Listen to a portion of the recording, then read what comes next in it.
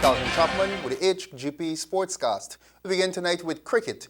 The Guyana Jaguars national team 4-day practice match will determine the final squad for the upcoming Professional Cricket League tournament. Sean Embrock with more details. The Guyana Cricket Board held a 4-day practice match from which the final squad for the PCL tournament will be selected. The players were under observation at the Everest Cricket Club ground during the practice match. So far, yesterday, today, you would have been looking at them. Have you seen some of the qualities that you would like for them to exhibit and to execute during play? Yeah, definitely we stress some stuff that we want to achieve in this game. But I've said to them, the only game we get before the start of the tournament. So it's important for each player to capitalize on the opportunity, especially the batters, get the opportunity to bat. Spend a lot of time out there and try and do the simple basic things right. Coach Crandon. The batting department is of vital importance, supported by the bowlers. Picking up single, rotating strike, partnerships and so on. Obviously the bowlers, they're going to get a better opportunity in terms of bowling long spell and so on. So you need the batters to get some quality practice out there as well, and hopefully they could just put on their head and bat for long periods of time. Coach Crandon, when asked, agreed that there are technical aspects that are cause for concern. Okay, you've been observing. Have you seen anything that you really don't want in the team at this point in time that you will need to talk to them about or so? Yeah, on the forest there, I thought the bowlers were a little bit inconsistent in terms of creating pressure and opportunity. At the same time, they were impatient. They weren't creating the pressure and keeping the bowlers, keeping the batters tight and to look to pick up wickets. I thought they were all over the shop trying too many things, experimenting, and thus they offer opportunity to the batters to score free. About the confidence in the squad that will be selected to represent Guyana and retain the title, Crandon responded. Guyana will be defending for the second time and hopefully we win this time around. It's a triple champion. How important and how confident are you from this team of guys you'll get a squad that can do that for Guyana once again? Yeah, I'm confident that we can, we will do well this year. Most of the guys available from last year, the team hasn't selected yet, but I'm expecting to see most of those guys back in the final 13 for the Forest game. The 4-day Professional Cricket League begins next Friday, November 11th, with matches in Trinidad and Tobago, Guyana, and St. Kitts.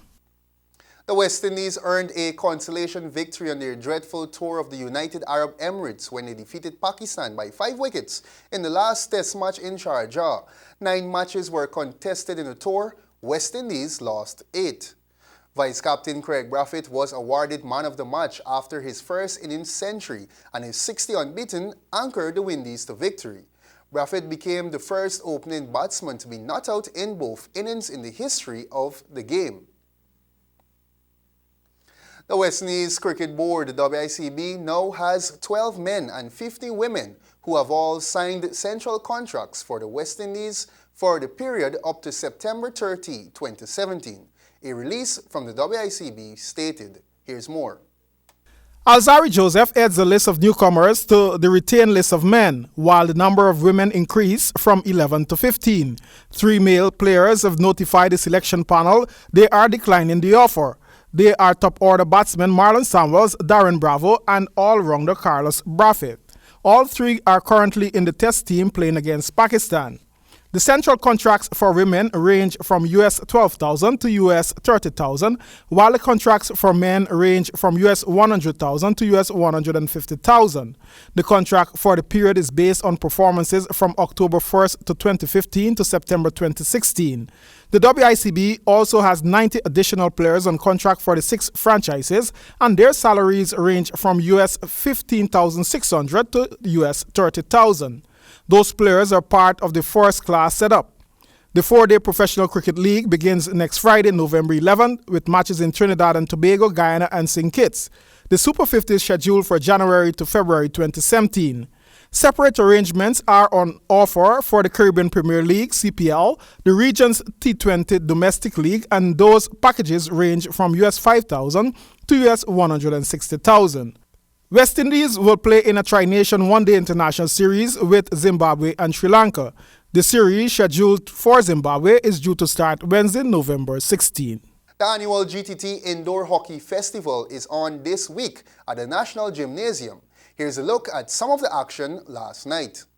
The first game of Night 3 was a second division encounter between Old Fort and Saints Club. Saints waited for the final play of the game to clinch a 2-1 victory. It wasn't until the 21st of the 30-minute game that Hilmar Chester, brother of national player Hilton Chester, put Saints in the lead. Tony Cole then equalized for Old Fort with 1 minute left in the game in the 29th minute, a penalty. All that before Troy Hodge clinched the last gasp winner for Saints. The second match of the night was a women's encounter between GCC Spartans and GCC Pizza Hut. The strong favourites Pizza Hut displayed a strong hockey performance to overpower Spartans. The game finished 9-2.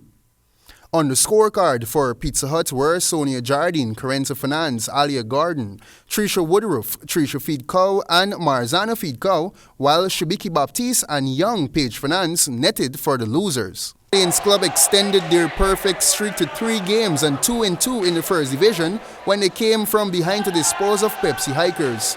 Michael Hardin put the Hikers ahead in the 7th minute, then Kevin Edwards equalized in the 11th minute before Hikers retained the lead in the 12th through Ryan Branford. But 2 spirited plays that saw Joel Hunt in the 20th and Hilton Chester in the 26th helped Hikers to their first lead of the game, and they held on for the win.